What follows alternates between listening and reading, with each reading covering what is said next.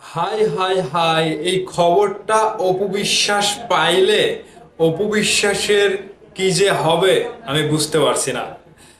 খবরটা হচ্ছে বুবলির ছবি যাচ্ছে লন্ডনে, এবং এর পাশাপাশি আরো একটি চমৎকার খবর, মেগাস্টার শাকিব খান, তুফান এবং তাণ্ডবের সিকুয়েল কি তবে হচ্ছে?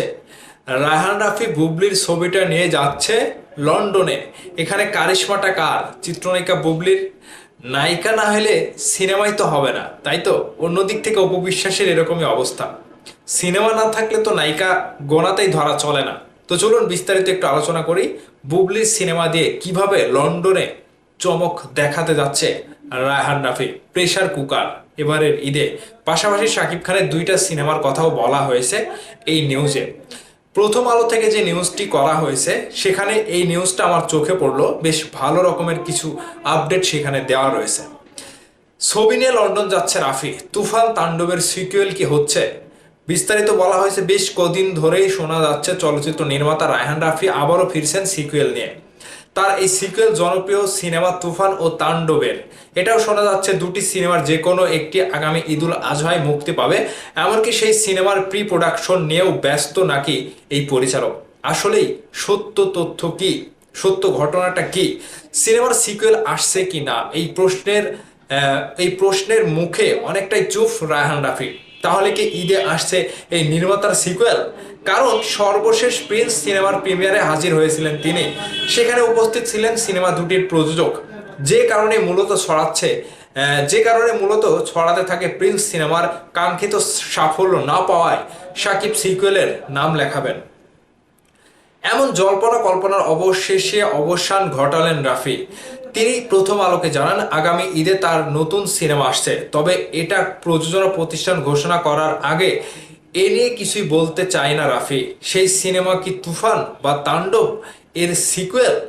এমন প্রশ্নে রাফি বলেন, আমি আপাতত কোনো সিকুয়েল নিয়ে আসছি না। সিনেমা দুটি তুফান ও তাণ্ডব সিকুয়েল নিয়ে এই ঈদে ভাবছিও না। তবে ঈদের সিনেমা আসতে পারে, সেটা সময় হলেই প্রযোজক জানাবেন। এদিকে ঈদে Raihan Rafi pressure cooker cinema মুক্তি পেয়েছে। মাল্টিপ্লেক্স স্বল্প সংখ্যক সিনেমা হল নিয়ে এখনো সিনেমাটি প্রতিযোগিতা করছে। পরিচালকের মতে সিনেমাটির ব্যবসায়িক সাফল্যে তারা খুশি। যতটা ভেবেছিলেন তার চেয়েও বেশি সিনেমাটি ভালো চলছে।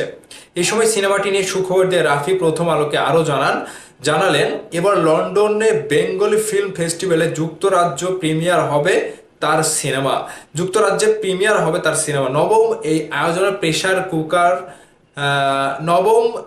আয়োজনে প্রেসার কুকার 22 এপ্রিল প্রদর্শিত হবে। উৎসবে উপস্থিত থাকবেন তিনি।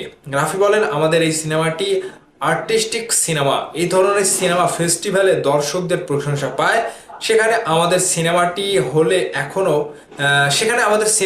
হলে এখনো ভালো চলছে। এর মধ্যে আবারও সিনেমাটির প্রিমিয়ারের জন্য লন্ডনে বেঙ্গলি ফিল্ম ফেস্টিভ্যাল থেকে ডাক পেয়েছে। সব মিলিয়ে আমরা সিনেমাটি নিয়ে খুশি। বুবলির সিনেমা নিয়ে যে রায়হান রাফি লন্ডনে যাচ্ছে, সেখানে যুক্তরাজ্যে একটা ফিল্ম ফেস্টিভ্যালে প্রেসার কুকার সিনেমাটি প্রদর্শিত হবে। তাহলে বোঝেন বুবলির এখনো দাপট রয়েছে। অন্যদিক থেকে অপবিশ্বাস চুপ রয়ে গেল, তার সিনেমা মুক্তিই পেল না।